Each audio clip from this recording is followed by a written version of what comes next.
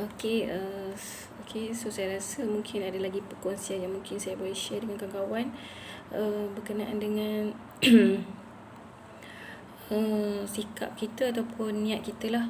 Okey, ini lebih kepada kebaikan yang kita nak lakukan. Okey, so basically kalau macam kebaikan ni tak semestinya kita nak tunggu bila kita dah orang kata dah mampu apa semua untuk lakukan kebaikan lah.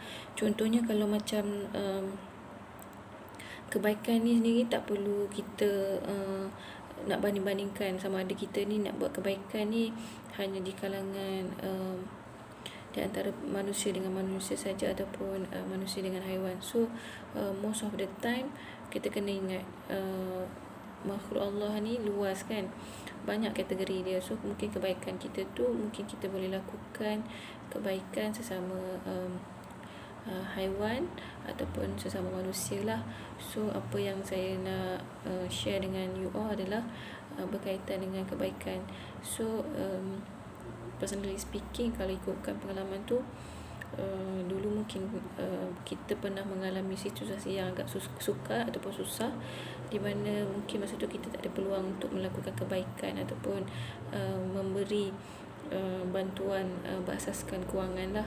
Okey, cumanya mungkin kita boleh membantu daripada segi ataupun sudut yang lain, mungkin daripada segi bantuan tenaga kita ke macam mana ke.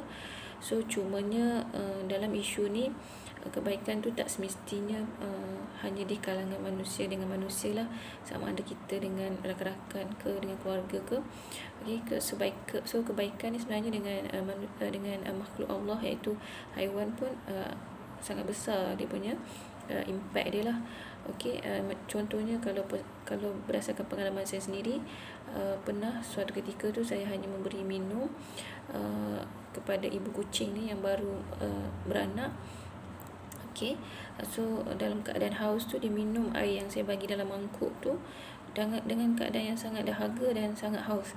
So pada masa yang sama, selepas saya membantu ataupun membuat kebaikan kepada kucing ni, Tuhan tu Maha Kaya, Maha Pemurah.